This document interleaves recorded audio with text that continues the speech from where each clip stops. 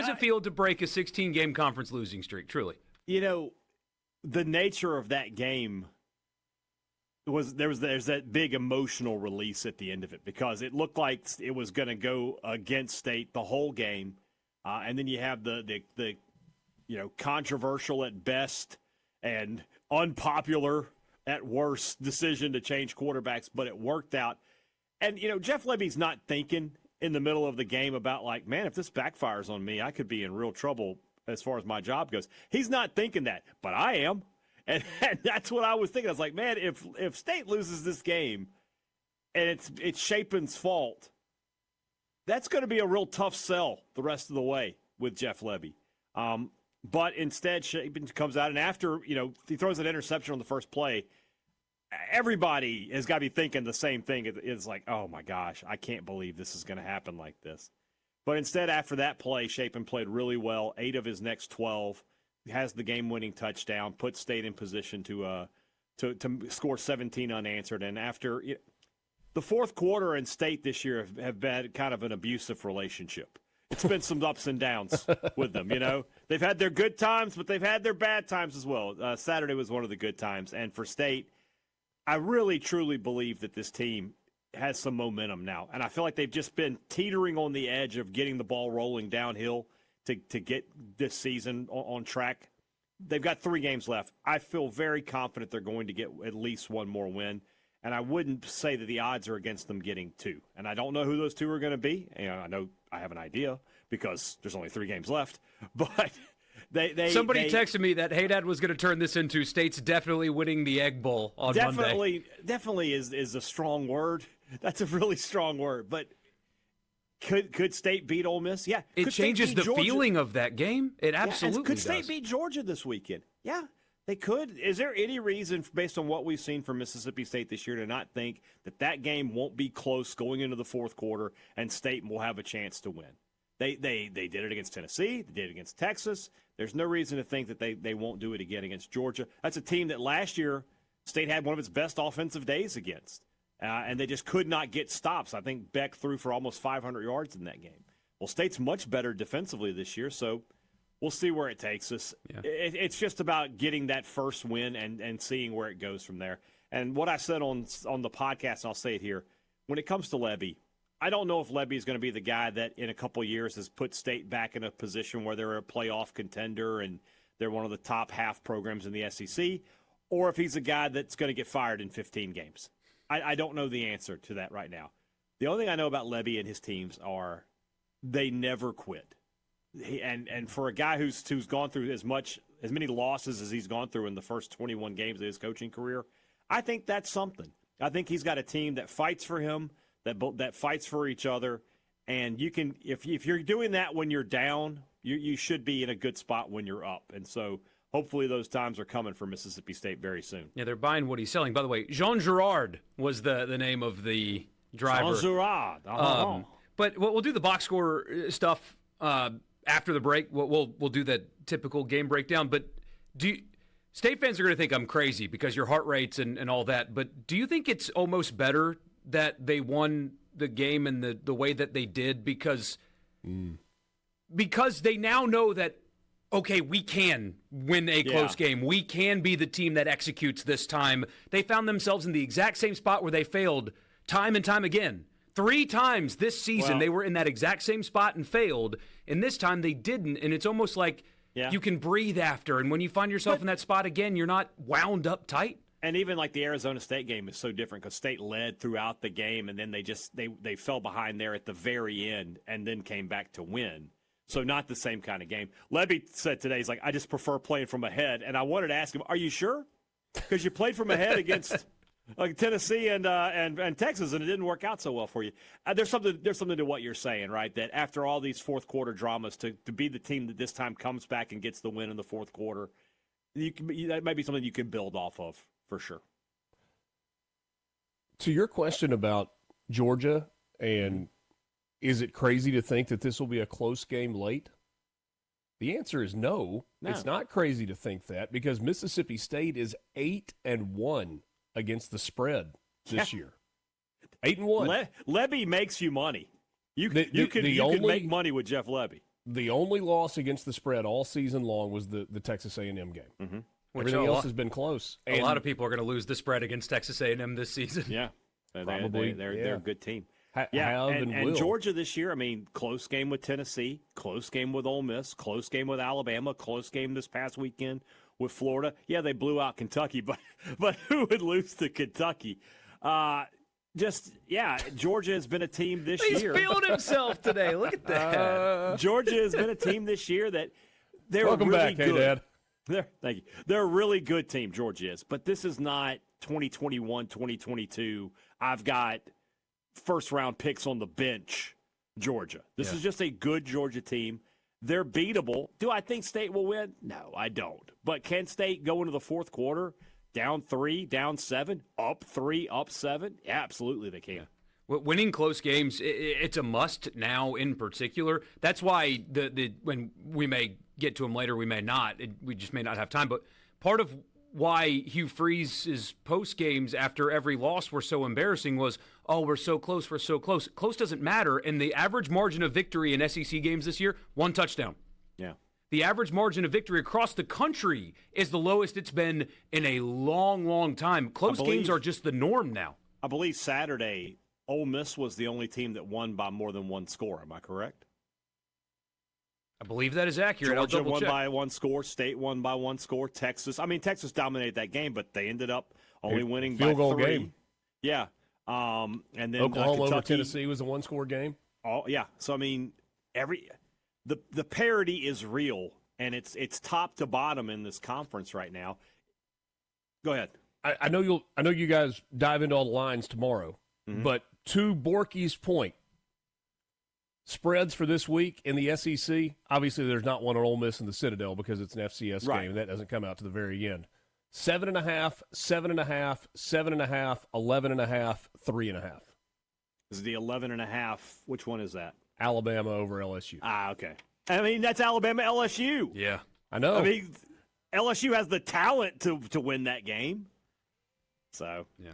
No doubt. So good stuff. We'll stick on. All right, Mississippi State wins 38-35. Blake Shapen was 16 of 28 for 242, a couple of touchdowns and the interception. Kamario Taylor played sparingly. We'll get to that coming up here in a little bit. Was 2 of 5 for 40 yards and a touchdown. He led the Bulldogs in rushing with 55 yards on just 6 carries and a touchdown.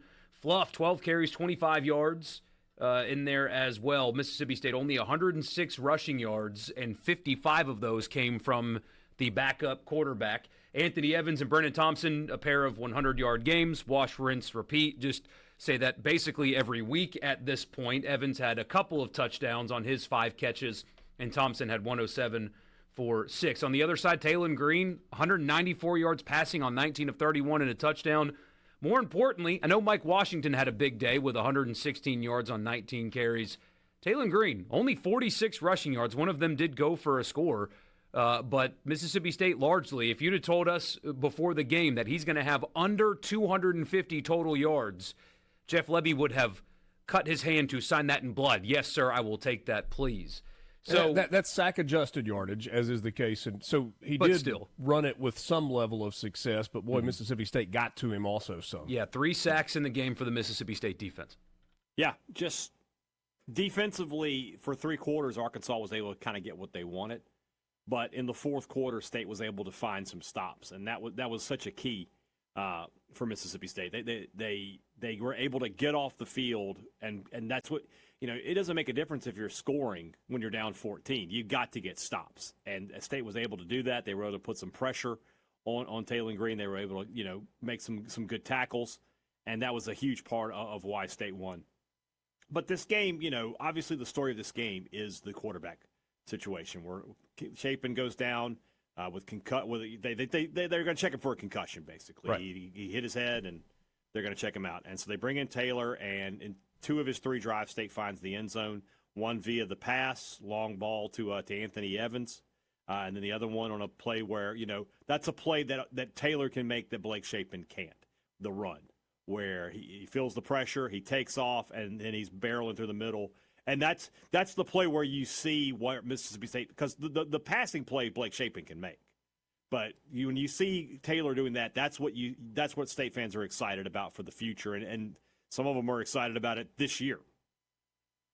And so when Levy decides to go back to Shapen, I mean, that's a moment. If that goes bad, this right now is a very toxic time here on Sports Talk Mississippi. If that goes bad, if Shapen comes out and doesn't play well and you were moving the ball with Taylor and you were back in the game and I'm having to try to explain what they're thinking and I can't, that's not going to be good times for Jeff Levy. May I interrupt and ask you a question? Yeah, sure.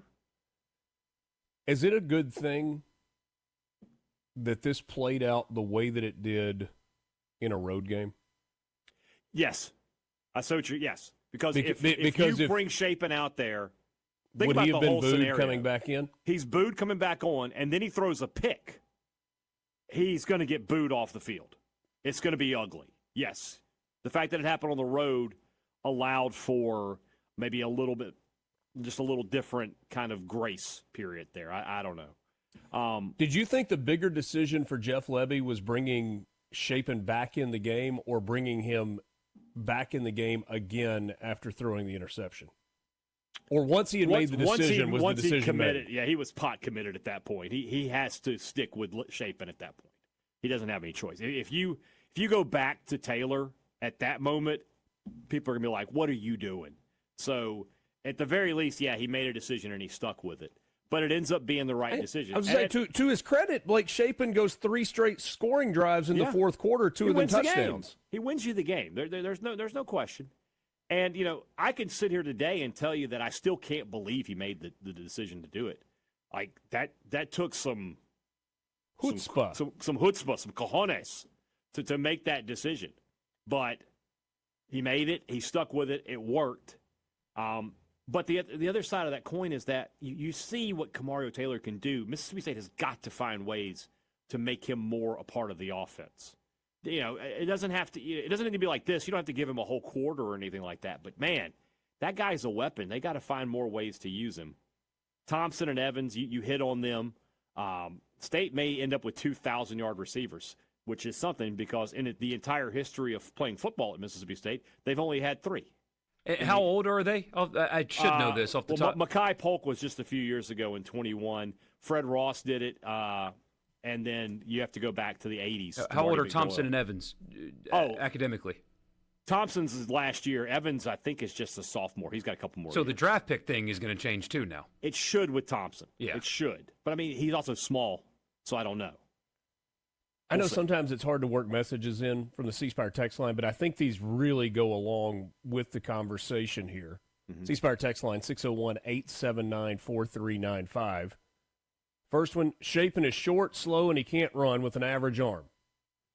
Next message, State doesn't win with Taylor at quarterback because he couldn't throw, but Shapen can. Mm-hmm. And then the next message, the interception hit his receiver in the hands. The ball's a little high. It's not a perfect throw, but it's very catchable. So if you don't want to blame Shapen for that, I don't have a problem with that. I understand the fourth quarter frustrations, and that's absolutely part of the story. You cannot blame last week on Blake Shapen. You can't do it. You cannot blame last week on Blake Shapen at all. No, I don't. And you haven't, but you know what I mean. The other thing the guy says, Shapen is undersized, and he's not the best runner, but the average arm is not accurate. He's got a fine arm.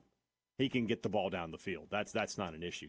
That's why State has been one of the best teams in the country, and with the explosive passing plays, is they've got receivers who can get behind the defense, and Shapen can put the ball on them. So that I don't agree with that. Borky, to your point, against Texas, Shapen threw for 381 with 4 scores. Yeah. I mean, as I said last week, that there's a moment there where State's up 17, and you're thinking Shapen's going to be SEC Offensive Player of the Week, and it just falls apart on him there. What happens this Saturday, though? Because you said it. This is not your dominant Georgia team, but, buddy, they're still good. What happens if State doesn't score in the first quarter? Does it become a thing, or has he built up some capital after playing as well as he did in the fourth in their win? That's a good question. I think people will be anxious, be a little antsy, for sure. State's got to find a way to run the football. The way the fact that they could not run the ball on this Arkansas defense, which isn't any good, was concerning. And Albert Reese out this week. I don't know about this coming week yet. From what I've heard, he may not be able to play again. It is so weird that State's running game is so contingent on their right tackle, but for whatever reason it is. And, Bothwell and Booth have got to be able to do more. Now, Bothwell had a big catch on the first drive. Booth obviously had the touchdown on the first drive. Those were both on pass plays. But that State's got to find a way to get those guys more involved. And against this Georgia defense, that could be tough because they're really good against the run. You made the comment that the biggest storyline from this game, you or Borky did one, I'm not sure which, was quarterback and the way that played out. Isn't the second biggest storyline 18 penalties for 193 yards on Arkansas? That might be the biggest storyline, to be honest. They killed themselves. Unreal. That's so undisciplined. And look, guys, you have been listening to this show since I've been on here. You know that if the refs were bad, I would tell you. I would be the first one to say it. Those were the correct calls. You can't sling a running back to the ground after you've wrapped him up and pushed him back. You can't do that. You can't have your coach, you can get away with some profanity, but not as much as Bobby Petrino was trying to put in there. You can't, hit a quarterback and target him the way they did on that play. You just can't do that. Those plays were legit. You can't tackle I don't care where they throw the football, if it's uncatchable or not. You can't tackle a receiver on a pass play before the ball gets there. Those are penalties. So, yeah, Arkansas was so undisciplined. 18 for 193. Yeah. The play where the kickoff where they're kicking off from the 10, I don't know that I've ever seen that before. They kicked off from their own 10 because they had back-to-back unsportsmanlikes. So you get a 15 and then a half the distance to the goal line. Yeah. It's insane. You contrast that with Mississippi State, who played a pretty disciplined game, 4 penalties, 30 yards. I know that we don't do net on the penalties, but the net here is plus 14 penalties plus 163 penalty yards for Arkansas. That's a quarter and a half of offense. That's hard to fathom. Somebody on the text line bringing up, back to the quarterbacks, the possibility of using Taylor as a change of pace. So the Saints are not the best example of anything at all. And people way overuse the Taysom Hill thing because they did it with Plumlee. Well, use Plumlee like Taysom Hill. Well, he's a foot shorter, and in fact, he's even slower. But Taylor physically is built in that kind of a way. I wonder if that should be his role for the rest of the year. Because Blake Shapen's your quarterback. Blake Shapen is your quarterback, and that's not changing unless he gets hurt. He's your quarterback. But what if you use him in that kind of role? I don't mind it. I don't mind it. They got to find a way to put him on the field. And like I said, third and short, even second and short. Anytime it's, less than 2 to go, you should be going to Camario Taylor. I absolutely You know what I agree like with as a better comparison? 2006 Tim Tebow. That's probably the correct